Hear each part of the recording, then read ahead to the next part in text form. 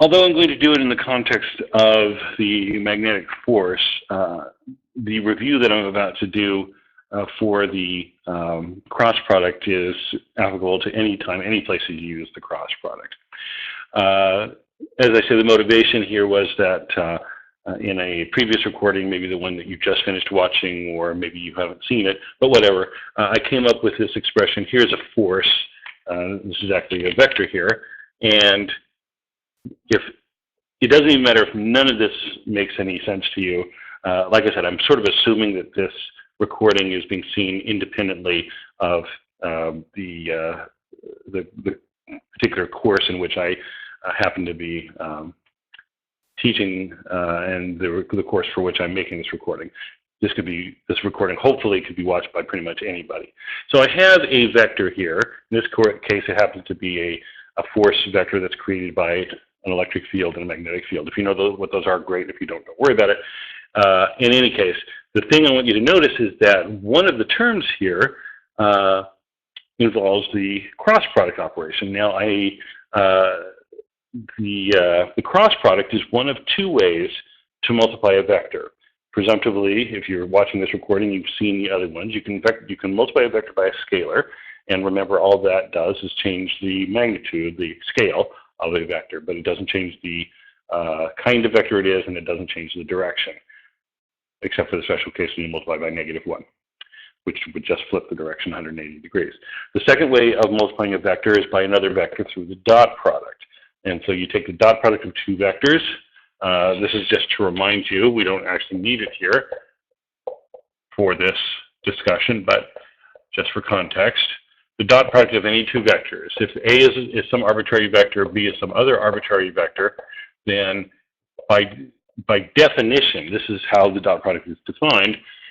First of all, the dot product is a scalar, and that numeric value is calculated by multiplying the magnitude of the two vectors together times the cosine of the angle that the two vectors make when they are placed tail to tail. And so, for example, if my two vectors are vector A, like that, and my second vector is vector B, like that, then if I, for some bizarre reason, want to take their dot product, I don't know what kind of vectors they are, it doesn't matter. In order to do this calculation, I would place the two vectors tail to tail, and the reason I would do that, so remember your studies of manipulating vectors graphically, you can move a vector around on the page or on the board as long as you don't change the magnitude or the direction of the vector in the process of doing that, which I almost did here. So get the magnitude, it's a little short now. So that should be about right, roughly. Okay, and then I take B, so like that, and it's pointing that direction. So, is that right? There, and there's B, roughly. And that action of placing tail to tail then defines the angle theta that shows up in that formula. All right, and so then again, the dot product is just the magnitude of this one, so this long times that long times the cosine of that angle. Okay, so that's the dot product. And as I say, this is part of its definition is that this is a scalar result. All right. So that all is just context and reminder. For the cross product, on the other hand, which is the third way to multiply two vectors, I'm going to use the same two vectors in this discussion. And again, I'm presuming that what I'm doing here is a review, not the first and only time you've ever seen this. Even if it is the first time, I hope I explain it well enough that you at least get the idea. Okay, the cross product, on the other hand, of two vectors, as I say, it's the other way of multiplying a vector and multiplying a vector by another vector also, but in sharp contradistinction to the dot product, the part of the definition of the cross product is that the cross product operation produces another vector, not a scalar, it produces another vector. It is written A cross B, even though it's an X, we say cross, right? And its definition, well, there's a couple of things here. First of all, since it's a vector, part of its definition is that that the result of taking the cross product of two vectors is another vector.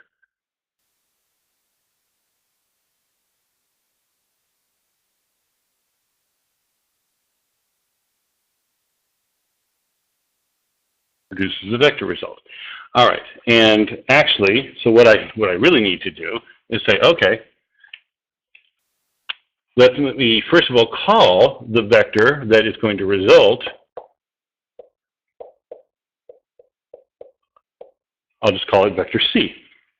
Okay. The magnitude of this vector C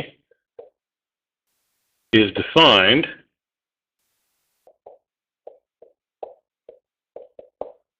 as follows.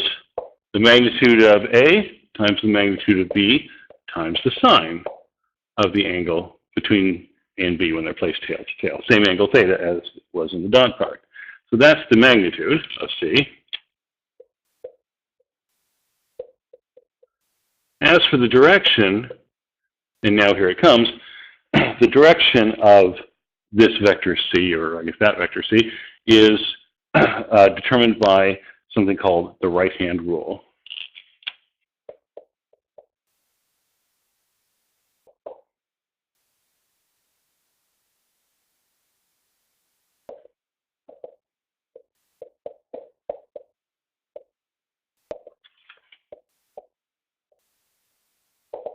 The right-hand rule goes as follows.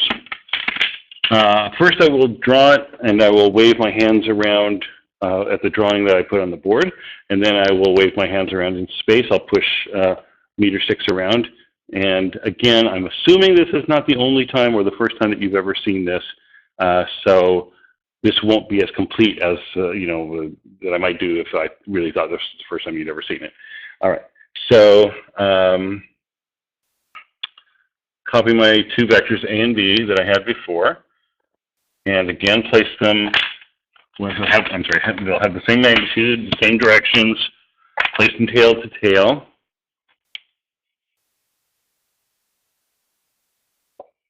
Same angle theta, because it's defined that way. Okay. Here goes the right-hand rule. The idea is that, well, let me just tell you what the right-hand rule is. You're going to actually literally use your right hand. Now, there are many ways of teaching the right-hand rule. There, in fact, are approximately as many ways to teach the right-hand rule as there are people teaching the right-hand rule. I, of course, teach it the best way. Of course. All right. So this is how I do it. There's a lot of things. There's people do. They turn your fingers like this, and you're supposed to figure out this. Then you have to remember which vector is which, or there's things about grabbing it and curling your fingers around. And we will actually do that curling fingers around thing in when we talk about magnetic fields and forces. But for this here, I just do it a different way. So here's how you determine the direction of the resultant vector C. With the palm of your right hand and your fingers pointing in the same direction, place the first vector listed in the cross product. Just a reminder, the cross product does not commute, and I'll remind you why it doesn't here when I've done the direction thing here. So with the palm of your right hand, lay the first vector listed in the cross product in the palm of your right hand, and your fingers pointing in the same direction that first vector is pointing. Okay, so that's A in this case. So with the palm of your right hand, rest A in your hand.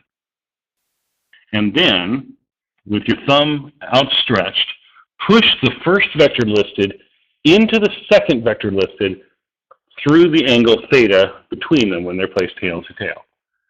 and it goes like that. And when you do that, your right thumb automatically and by definition points in the direction that vector C points. Okay.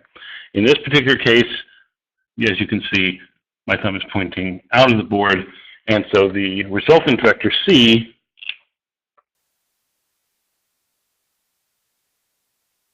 points out of the board. Please notice that, as I said just a moment ago, the cross product does not commute, so you have to be careful to do the cross product the way that I just described. Because same thing, but now if I do B cross A, do it reverse, okay, so this one here is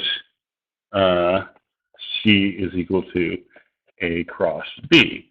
But if instead I do B cross A, all right, well,